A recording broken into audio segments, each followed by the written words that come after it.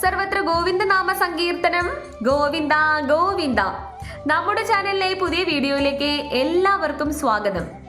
ഭഗവാന്റെ ഏത് ചിത്രങ്ങൾ എടുത്തു നോക്കിയാലും, ഭഗവാൻ ശ്രീകൃഷ്ണന്റെ ഏത് ചിത്രം എടുത്തു നോക്കിയാലും ഓടക്കുഴലും മയിൽപീലിയും ഇല്ലാത്ത ചിത്രങ്ങളില്ലേ ഇല്ല അല്ലേ?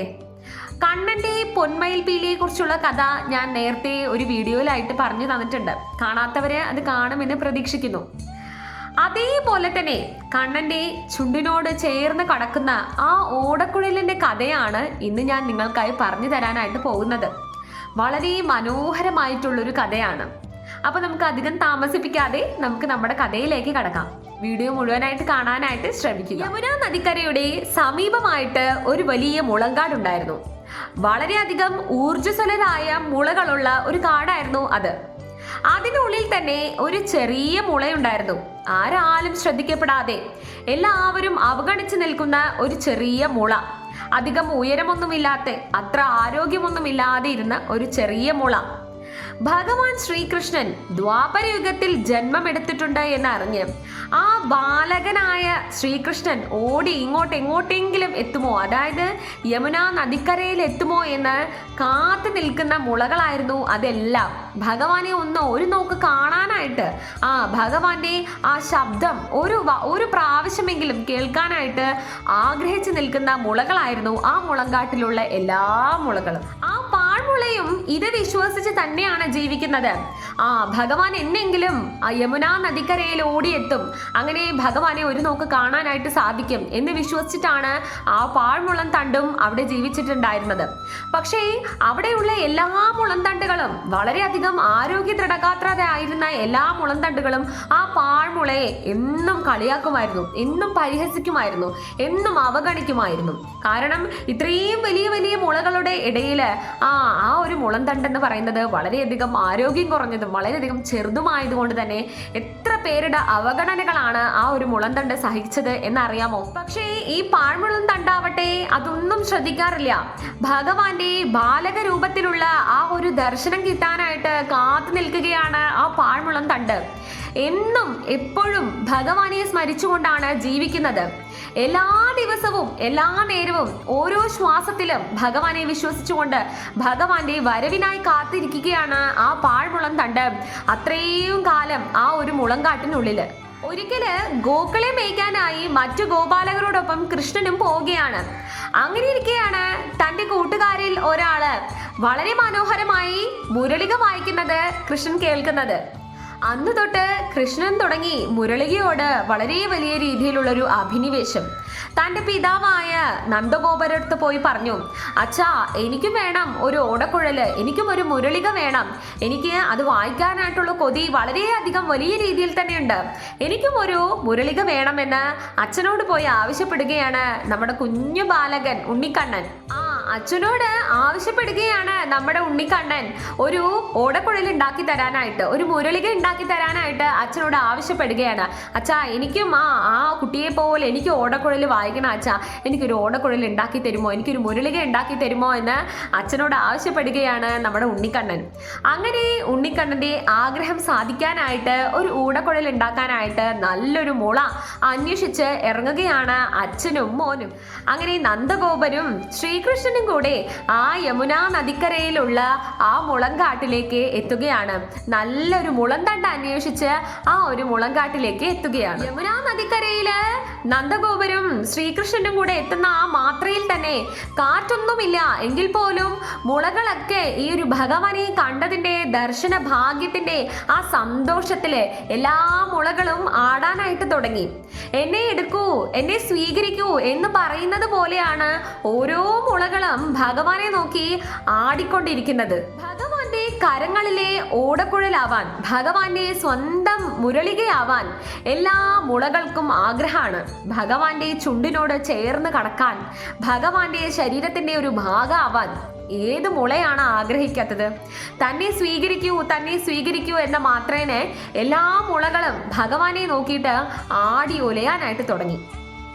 ഭഗവാൻ ആവട്ടെ കുഞ്ഞു കുട്ടിയല്ലേ, ആ കൈകൾക്ക് ഉണ്ടാവുന്ന നീളം എന്ന് പറയുന്നത് വളരെയധികം കുഞ്ഞു കൈകളാണ് അല്ലേ? അപ്പോൾ ഭഗവാന്റെ കണ്ണ് എത്രയും പെട്ടെന്ന് തടഞ്ഞത് എവിടെയാണ്? ആരാലും ശ്രദ്ധിക്കപ്പെടാത്ത, എല്ലാവരാലും തിരസ്കരിക്കപ്പെട്ട, എല്ലാവരാലും അവഗണിക്കപ്പെട്ട ആ പാഴ്മുളം തണ്ടിന്റെ മേലെയാണ് ഭഗവാന്റെ ആ കണ്ണ് തടഞ്ഞത്.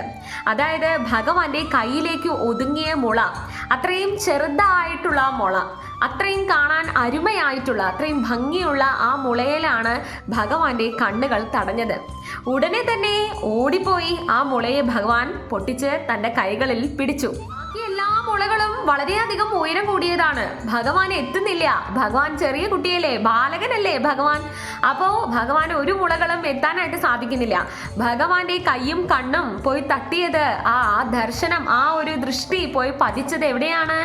എല്ലാവരാലും തിരസ്കരിക്കപ്പെട്ട യമുനയുടെ ആ ഒരു വിരുമാറിലേക്ക് ചാഞ്ഞു നിൽക്കുന്ന വളരെയധികം ഉയരം കമ്മിയായ ആ ഒരു പാഴ്മുളം തണ്ടിന്റെ മേലെയാണ്. അവഗണന, അവോയ്ഡൻസ്. അവഗണന അനുഭവിച്ച് ജീവിക്കുക എന്ന് പറയുന്നത് വളരെ ചെറിയ കാര്യമല്ല, വളരെയധികം ബുദ്ധിമുട്ടേറിയ ഒരു നിമിഷമാണത്. എല്ലാവരാലും തിരസ്കരിക്കപ്പെട്ട് ജീവിച്ച ഒരു ജന്മമായിരുന്നു ആ പാഴ്മുളം തണ്ടിൻ്റെത്. പക്ഷേ അവിടെയും ആ ഒരു പാഴ്മുളം തണ്ട് ഭഗവാനെ സ്മരിച്ചുകൊണ്ടാണ് ജീവിച്ചത്. അപ്പോൾ ഭഗവാൻ ഒരിക്കലും ആരെയും അവഗണിക്കില്ല. തന്നെ വിശ്വസിച്ച് തന്നെ സ്മരിച്ച് ജീവിക്കുന്ന ഒരു വ്യക്തിയെയും ഒരു ചരാചരത്തിനെ പോലും ഭഗവാൻ ഒരിക്കലും അവഗണിക്കില്ല. അതിൻ്റെ ഉത്തമ ഉദാഹരണമാണ് ഈ പാഴ്മുളം തണ്ടിൻ്റെ ഭഗവാന്റെ മുരളികയുടെ കഥ. അങ്ങനെ എല്ലാവരാലും തിരസ്കരിക്കപ്പെട്ട ആ പാഴ്മുളം തണ്ടിനെ ഭഗവാൻ തൻ്റെ ഒരു ഭാഗമാവാൻ വേണ്ടി തിരഞ്ഞെടുത്തിരിക്കുകയാണ്, സ്വീകരിക്കുകയാണ്. ഭഗവാൻ ആ ഒരു പാഴ്മുളം തണ്ടിനെ തൻ്റെ ശരീരത്തിൻ്റെ ഒരു ഭാഗമാവാൻ വേണ്ടി സ്വീകരിക്കുകയാണ് ഭഗവാൻ. ഭഗവാന്റെ കരസ്പർശനമേൽക്കാനുള്ള ഭാഗ്യം ആ പാഴ്മുളം തണ്ടിന് മാത്രമേ ലഭിച്ചുള്ളൂ. ചിത്തചോരനായ ഭഗവാന്റെ ആ ബ്രഹ്മമുരളികയാവാനുള്ള ഭാഗ്യം ലഭിച്ചിരിക്കുകയാണ് ആ പാഴ്മുളം തണ്ടിന്. ഭഗവാന്റെ ആ ബ്രഹ്മമുരളികയിൽ നിന്ന് വരുന്ന നാദത്തിൽ സർവപ്രപഞ്ചവും സർവചരാചരങ്ങളും ഭഗവാന്റെ ഗോപീഗോപന്മാരും ത്രിലോകങ്ങളും വരെ നിന്നു പോവും. ആ സ്വരമാധുര്യത്തിൽ അലിഞ്ഞു പോവും. എന്നും എപ്പോഴും അതെ. ഏതൊരു രോഗത്തിനും പ്രതിവിധിയാണ്, ഏതൊരു പ്രശ്നത്തിനും പ്രതിവിധിയാണ്. ഏതൊരു കുരുക്ഷേത്ര യുദ്ധഭൂമിയിലും ഭഗവാനോടൊപ്പം എന്നും സദാ സഞ്ചരിക്കും ആ മുരളിക. ദിവ്യമുരളികയാവാനുള്ള ഭാഗ്യമാണ് ആ പാഴ്മുളം തണ്ടിന് ലഭിച്ചിരിക്കുന്നത്. എന്നാൽ അത്ര എളുപ്പമൊന്നും ആ വലിയ പദവിയിലേക്ക് ആ ഭഗവാന്റെ ശരീരത്തിന്റെ ഒരു ഭാഗമാവാനൊന്നും സാധിക്കുകയില്ല. വളരെയധികം വേദനകളിലൂടെ, വളരെയധികം ദുഃഖങ്ങളിലൂടെ, വളരെയധികം ബുദ്ധിമുട്ടിലൂടെ സഞ്ചരിക്കേണ്ടതുണ്ട് ഭഗവാനോട് അടുത്ത് നിൽക്കാൻ, ഭഗവാന്റെ ഒരു ഭാഗമാവാനായിട്ട്. ഭഗവാൻ ആ ഒരു മുളം തണ്ടിനെ പൊട്ടിച്ചെടുത്തു. അതിനുശേഷം അതിൽ 9 ദ്വാരങ്ങൾ ഇട്ടു. ഓരോ ദ്വാരങ്ങൾ ഇടുമ്പോഴും ആ ഒരു പാഴ്മുളം തണ്ട് അനുഭവിക്കുന്ന വേദന എന്ന് പറയുന്നത് ചെറുതൊന്നുമല്ല. പിന്നെ അതിനെ വളരെയധികം അമൂല്യമായിട്ടൊരു വസ്തുവാക്കിയെടുക്കാൻ, ഒരു ഉപകരണമാക്കിയെടുക്കാൻ അനേകം പ്രാവശ്യം അതിനെ ഉരച്ച് അതിൻ്റെ മാറ്റു കൂട്ടുന്നുണ്ട്. അപ്പോൾ ഓരോ പ്രാവശ്യവും കല്ലിലിട്ട് ഉരയ്ക്കുമ്പോൾ അതിതീവ്രമായിട്ടാണ് ആ പാഴ്മുളം തണ്ടിന് വേദന അനുഭവിക്കേണ്ടി വരുന്നത്.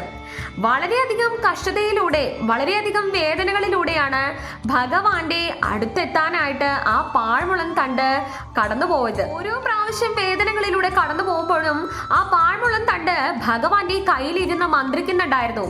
എന്തിനാണ് ഭഗവാനെ എന്നെ ഇത്രയധികം വേദനയിലൂടെ നീ കടത്തിക്കൊണ്ടുപോകുന്നത് എന്ന്. പക്ഷേ അപ്പോഴും ഭഗവാൻ അതിന് വേദനകൾ തന്നെ കൊടുത്തുകൊണ്ടിരിക്കുന്നുണ്ടായിരുന്നു. അങ്ങനെ ഓരോ വേദനയിലൂടെ കടന്നു പോയിക്കൊണ്ടിരിക്കുമ്പോഴും ആ വേദനയും ആ പാഴ്മുളം തണ്ട് ഭഗവാനിൽ സമർപ്പിച്ചിരിക്കുകയായിരുന്നു. അങ്ങനെ അത്രയധികം വേദനകൾ സഹിച്ച്, അത്രയധികം മുറിവുകൾ സഹിച്ച്, അത്രയധികം വിഷമങ്ങൾ സഹിച്ച് ആ പാഴ്മുളം തണ്ട് ഭഗവാന്റെ ഒരു ഭാഗമായി മാറി. വളരെയധികം അമൂല്യമായ ഒരു ഉപകരണമായി മാറ്റുകയാണ് ആ പാഴ്മുളം തണ്ടിനെ ഭഗവാൻ. തൻ്റെ കരസ്പർശനത്തിലൂടെ, തൻ്റെ സമീപത്ത് ഇരുത്തി, തൻ്റെ സാന്നിധ്യം അറിയിച്ച് അത്രയധികം മനോഹരമായ ഒരു വസ്തുവാക്കി മാറ്റുകയാണ്. അത്രയധികം മൂല്യമേറിയ ഒരു ഉപകരണമാക്കി മാറ്റുകയാണ് ഭഗവാൻ ആ ഒരു വെറും പാഴ്മുളം തണ്ടിനെ. എല്ലാവരാലും അവഗണിക്കപ്പെട്ട ആ ഒരു പാഴ്മുളം തണ്ടിനെ, എല്ലാവരും തിരസ്കരിച്ച ആ പാഴ്മുളം തണ്ടിനെ ഭഗവാൻ തന്നിലേക്ക് സ്വീകരിക്കുകയാണ്. ഉള്ളു മുഴുവനും പൊള്ളയാക്കപ്പെട്ടു. അതിതീവ്രമായ, അതികഠിനമായ വേദനകൾ അനുഭവിക്കേണ്ടി വന്നു. തൻ്റെ അഹം എന്നുള്ള ഭാവം, അഹം എന്നുള്ള ബോധവും എല്ലാം മാറി എല്ലാം ഭഗവാനിൽ സമർപ്പിച്ചു. എല്ലാ ദുഃഖങ്ങളും എല്ലാ വേദനകളും ഭഗവാനിൽ സമർപ്പിച്ചു. ഒടുവിൽ തന്നെ ഭഗവാൻ തൻ്റെ മുരളികയാക്കി മാറ്റി, അതിമനോഹരമായ മുരളികയാക്കി മാറ്റി.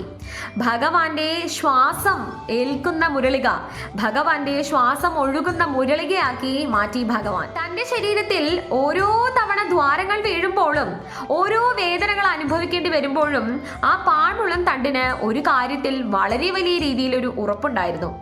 ഭഗവാൻ എന്നെ എന്തോ ആക്കി മാറ്റുകയാണ്. എന്ത് തന്നെ ആയാലും അത് വളരെയധികം നല്ലതിനാണ്. കാരണം ഭഗവാന്റെ കരങ്ങളാണ് എന്നിൽ സ്പർശിച്ചിരിക്കുന്നത്. ഭഗവാന്റെ സാന്നിധ്യം ഞാൻ അറിയുന്നുണ്ട്. അതുകൊണ്ട് തന്നെ എല്ലാ വേദനകളും എല്ലാ ദുഃഖങ്ങളും ഭഗവാനിൽ അർപ്പിച്ചുകൊണ്ടാണ് ആ പാഴ്മുളം തണ്ട് ഭഗവാന്റെ കൈകളിൽ അങ്ങനെ കടന്നത്. അത്രയധികം വേദന അനുഭവിക്കേണ്ടി വന്നിട്ടുണ്ട്. നമ്മൾ മനുഷ്യർക്കും അങ്ങനെ തന്നെയാണല്ലേ? ജീവിതത്തിന്റെ ചില സാഹചര്യങ്ങളിൽ വളരെയധികം ദുഃഖങ്ങള്, വളരെയധികം വേദനകള്, അവഗണനകള് ഒക്കെ അനുഭവിക്കേണ്ട സാഹചര്യങ്ങൾ വന്നിട്ടുണ്ടാവാം. ഒരുപക്ഷെ നിങ്ങൾ എല്ലാവരും വിശ്വസിച്ചിട്ടുണ്ടാവാം ഭഗവാൻ നിങ്ങളെ ശ്രദ്ധിക്കുന്നില്ലേ, അല്ലെങ്കിൽ ഭഗവാൻ നിങ്ങളുടെ ദുഃഖം കാണുന്നില്ലേ എന്ന്. പക്ഷേ ഒരു കാര്യം നിങ്ങൾ ഒരിക്കലും മറക്കരുത്. നിങ്ങൾ ഈ ക്ഷണം അനുഭവിക്കുന്ന സങ്കടങ്ങൾ പോലും ദുഃഖങ്ങൾ പോലും ഭഗവാനിൽ അർപ്പിച്ചോളൂ. ആ ഒരു മഹാപ്രഭുവിന്റെ മടിത്തട്ടിൽ സ്വീകരിക്കാത്തതായിട്ട് ഒന്നും തന്നെ ഇല്ല. നിങ്ങളുടെ എല്ലാ ദുഃഖങ്ങളും എല്ലാ സന്തോഷങ്ങളും ഭഗവാനിൽ അർപ്പിച്ച് ജീവിക്കൂ. ആര് തന്നെ നിങ്ങളെ അവഗണിച്ചാലും ആ പരമ്പൊരുൾ നിങ്ങളെ അവഗണിക്കില്ല. അദ്ദേഹത്തിന്റെ മുന്നിൽ നിങ്ങളെല്ലാം അർപ്പിച്ചോളൂ. അദ്ദേഹം സ്വീകരിക്കും, നിങ്ങളെയും സ്വീകരിക്കും. വേദനകള് അനുഭവിച്ചുകൊണ്ടിരിക്കുന്ന സമയത്തൊക്കെ നിങ്ങൾ മനസ്സിൽ സൂക്ഷിക്കേണ്ട അല്ലെങ്കിൽ മനസ്സിൽ വിശ്വസിക്കേണ്ട ഏറ്റവും വലിയ ഒരു കാര്യം എന്താണെന്ന് വെച്ചാൽ, എല്ലാം ഭഗവാൻ നിങ്ങളെ പോളിഷ് ചെയ്തെടുക്കുകയാണ് എന്നതാണ്. നിങ്ങളെ പോളിഷ് ചെയ്യുകയാണ്. നിങ്ങളുടെ ഉള്ളിലുള്ള ധൈര്യത്തെ പുറത്തു കൊണ്ടുവരാനായിട്ട്, നിങ്ങളുടെ ഉള്ളിലുള്ള സഹനശക്തിയെ പുറത്തു കൊണ്ടുവരാനായിട്ട്, നിങ്ങളുടെ ഉള്ളിലുള്ള പ്രതികരണ ശേഷിയെ പുറത്തു കൊണ്ടുവരാനായിട്ട്, നിങ്ങളുടെ ഉള്ളിലുള്ള വ്യക്തിയെ പുറത്തു കൊണ്ടുവരാനായിട്ട്, നിങ്ങളുടെ ഉള്ളിലുള്ള കഴിവുകളെ പുറത്തു കൊണ്ടുവരാനായിട്ട് ഭഗവാൻ നിങ്ങളെ പോളിഷ് ചെയ്യുകയാണ്. നിങ്ങളെ മാറ്റേറിയ ഒരു വ്യക്തിയായിട്ട്, അതായത് മാറ്റ് കൂടി നിൽക്കുന്ന വ്യക്തിയാക്കാനായിട്ട് എന്നും ഭഗവാൻ നിങ്ങളോടൊപ്പം തന്നെയുണ്ട്. അതുകൊണ്ട് ദുഃഖങ്ങൾ ഉണ്ടാവുന്ന സമയത്ത്, പ്രതിസന്ധി ഉണ്ടാവുന്ന സമയത്ത് ആ പ്രതിസന്ധി മറികടക്കാനുള്ള ശക്തി തരണമേ എന്നാണ് നിങ്ങൾ ഭഗവാനോട് പ്രാർത്ഥിക്കേണ്ടത്. അല്ലാതെ ജീവിതത്തിൽ പ്രതിസന്ധികൾ തരല്ലേ, ദുഃഖം തരല്ലേ, അങ്ങനെയല്ല നമ്മൾ പ്രാർത്ഥിക്കേണ്ടത്. എന്ത് തന്നെ ദുഃഖങ്ങൾ ഉണ്ടായാലും എന്ത് തന്നെ പ്രതിസന്ധികൾ ഉണ്ടായാലും അതിനെ മറികടക്കാനുള്ള ഒരു ശക്തി, ആ ഒരു പ്രതിസന്ധിയെ എങ്ങനെ നല്ല സംയമനത്തോടു കൂടി കാണണം, എങ്ങനെ അതിനെ നല്ല രീതിയിൽ ഫേസ് ചെയ്യാനുള്ള ഒരു ശക്തിയാണ് നിങ്ങൾ ഭഗവാനോട് ആവശ്യപ്പെടേണ്ടത്. അതിലൂടെ നിങ്ങൾ ഏറ്റവും കൂടുതൽ മൂല്യമുള്ളൊരു വ്യക്തിയായി മാറും. അത്രയേറെ വേദനകളിലൂടെ കടന്നുപോയ ആ പാഴ്മുളം തണ്ടിനെ ഭഗവാൻ തൻ്റെ ചുണ്ടിനോട് ചേർത്ത് നിർത്തുകയാണ്. അങ്ങനെ ഭഗവാന്റെ ആ ദിവ്യമായ ശ്വാസം ആ ദ്വാരങ്ങളിലൂടെ ഭഗവാൻ കടത്തിവിടുകയാണ്. അത്ര നേരം കൊണ്ട് അനുഭവിച്ച ആ വേദനകളെല്ലാം അങ്ങനെ അങ്ങോട്ട് ഇല്ലാതെ ആവുകയാണ്. ആ ഭഗവാന്റെ ആ ദിവ്യമായ ശ്വാസം ആ മുരളികയുടെ ഉള്ളിലൂടെ ഇങ്ങനെ കടന്നു പോകുന്ന സമയത്ത് അത്ര നേരം കൊണ്ട് ആ മുരളിക അനുഭവിച്ച ആ വേദന അതൊക്കെ അങ്ങനെ ഇല്ലാതെ ആവുകയാണ്. വളരെയധികം പരിശുദ്ധിയുടെ ഒരു വലിയ പരമോന്നത പദവിയിലേക്ക് ആ മുരളിക എത്തിച്ചേരുകയാണ്. അത്ര സന്തോഷമാവുകയാണ്. അതായത് ഭഗവാന്റെ ചുണ്ടുകളിനോട് ചേർന്ന് കടക്കുകയാണ് ആ മുരളിക. അപ്പോൾ ആ മുരളികയുടെ ദ്വാരത്തിലൂടെ അതിമനോഹരമായ ത്രിലോകങ്ങൾ പോലും ആസ്വദിച്ച് നിൽക്കുന്ന ആ വേണുഗാനം അത്ര സുന്ദരമായി പുറത്തു വരികയാണ്. ഒന്ന് ആലോചിച്ച് നോക്കൂ. ആ ഒരു മുളങ്കാട്ടിൽ ആരാലും ശ്രദ്ധിക്കപ്പെടാതെ എല്ലാവരാലും അവഗണിക്കപ്പെട്ട് നിൽക്കുകയായിരുന്നു ആ മുളന്തണ്ട്. വളരെയധികം ശോഷിച്ചുകൊണ്ട് ഉയരം കമ്മിയായി ആരും അതിനെ കൂട്ടുന്നില്ല, ആൾക്കാരുടെ കൂടെ അതിനെ കൂട്ടുന്നില്ല, എല്ലാവരും പരിഹസിക്കുകയാണ് അതിനെ നോക്കിയിട്ട്. ആ സമയത്താണ് എല്ലാം ഭഗവാനിൽ അർപ്പിച്ച് ആ ഒരു മുള അവിടെ ജീവിക്കുന്നത്. അപ്പോൾ ഭഗവാൻ നേരിട്ട് വന്ന് തൻ്റെ ശരീരത്തിന്റെ ഒരു ഭാഗമാവാൻ തിരഞ്ഞെടുക്കുകയാണ്. ഇത് തന്നെയായിരിക്കും നിങ്ങളുടെ എല്ലാവരുടെ ജീവിതത്തിലും സംഭവിക്കുന്നത്. ഭഗവാനിൽ സദാ സമർപ്പിച്ച് ജീവിച്ചോളൂ. ഭഗവാൻ നിങ്ങളെ തന്നെ തിരഞ്ഞെടുത്തോളും അദ്ദേഹത്തിന്റെ കൂടെ നിൽക്കാനായിട്ട്, അദ്ദേഹത്തിന്റെ ഒരു ഭാഗമാവാനായിട്ട്. ഭഗവാന്റെ മുരളികയുടെ കഥ എന്ന് പറയുന്നത് അത്ര മനോഹരാണ്. വലിയ ഒരു സമർപ്പണത്തിന്റെ കഥയാണ് ഭഗവാന്റെ മുരളികയുടെ കഥ. അന്ന് തൊട്ട് ആ മുരളിക ഭഗവാന്റെ സന്തത സഹചാരിയാണ്. ഭഗവാന്റെ ബാലലീലകൾ തൊട്ട് കുരുക്ഷേത്രം വരെ ഭഗവാന്റെ കൂടെ ഉണ്ടായിരുന്നു. ഭഗവാന്റെ എല്ലാ ഘട്ടത്തിലും, ആ കൃഷ്ണാവതാരത്തിന്റെ എല്ലാ ഘട്ടത്തിലും ഭഗവാന്റെ കൂടെ സദാ ഉണ്ടായിരുന്ന ഒരു കാര്യമായിരുന്നു ഭഗവാന്റെ മുരളിക. പലരും പറയും ഇന്നത്തെ കാലത്തെ അന്ധവിശ്വാസമാണ് ഭഗവാൻ ഓടക്കുഴൽ ഊതുന്നത് ആ ഒരു വിഗ്രഹമായിട്ട് നമ്മൾ വീട്ടിൽ വെച്ചാൽ വളരെ ദോഷമാണെന്ന്. അങ്ങനെയൊന്നും അല്ല കേട്ടോ. ഭഗവാന്റെ മുരളിക അത്രയും ദിവ്യമാണ്. ആ ബ്രഹ്മ മുരളികയോടുകൂടി ഭഗവാൻ വീട്ടിലുണ്ടാവുന്നത് എന്ത് ദോഷമാണ് നമ്മൾക്ക് ലഭിക്കുക? ഭഗവാന്റെ ആ ഒരു സന്തത സഹചാരിയെ നമ്മൾ എങ്ങനെയാണ് ദോഷം എന്ന രീതിയിൽ കാണാൻ കഴിയുക? അത്ര മനോഹരമായിട്ടുള്ളൊരു കാര്യമാണ് ഭഗവാന്റെ മുരളികയും അതിൽ നിന്ന് വരുന്ന വേണുഗാനം. അപ്പോൾ ഇതാണ് ഇന്നത്തെ എൻ്റെ കഥ. എല്ലാവർക്കും എൻ്റെ കഥ ഇഷ്ടമായി എന്ന് ഞാൻ പ്രതീക്ഷിക്കുന്നു.